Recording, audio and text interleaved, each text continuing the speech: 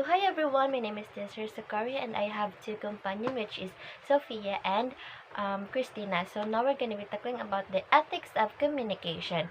So when we communicate, we should consider how helpful or harmful our words and action are to others. Before we proceed to the ethics of communication, we should now break down and define first ethics of communication. So ethics is a philosophical discipline. It is a systematic approach of analyzing and distinguishing what is right and wrong and what is good and bad.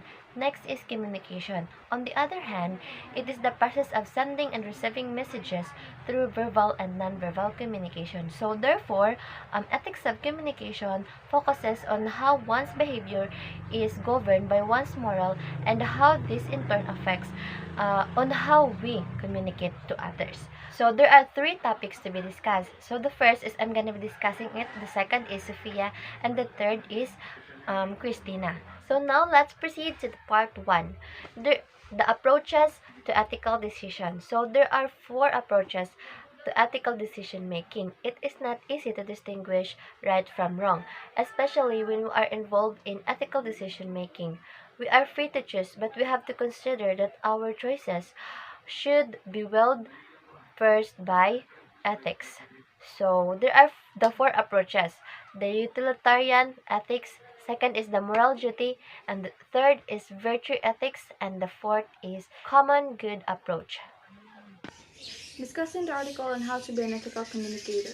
Summary of the guidelines. First is how we influence others depends on their attitude toward their audience, respecting other people regardless of their culture and beliefs. Number 2, the message that has been informed must be true. Lying must not be involved so that the communication will be essential. Number 3, providing proper information to people needs preparation. Preparing all the information will prevent on giving false information to others. Number 4, just like plagiarism, the use of the words and ideas without the proper credit to the owner. How to be an ethical communicator. An ethical communicator must be respectful. Respect her audience. Number 2, use the information properly. Giving insights of the topic should be factual and relevant. Number 3, do not falsify information such as plagiarizing one's idea without giving credit to the owner. Is an effective communicator an ethical communicator? Yes. An authentic, effective communicator knows how to respect the person they are talking with. They speak with honesty, give information, and also know how to use it properly and doesn't falsify information.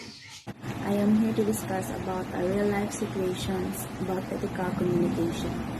Let's say that our real-life communication, a situation is fake news in social media. What is unethical about such situation? Then unethical about fake news in social media is it leads to misinformation. Why is it unethical?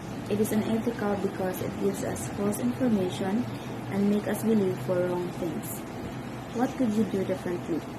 In reading article or news, we need to do a fact check if a report is true or false. What ethical guideline can you suggest? The ethical guideline that we can suggest is to respect the truth. Why is it important to be ethical in this situation? Because many people would easily believe in the things they see in their social media account without fact checking. And that's all for our discussion.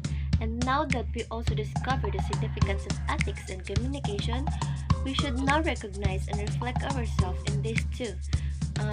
And try our best to be a good ethical communicator. Bye!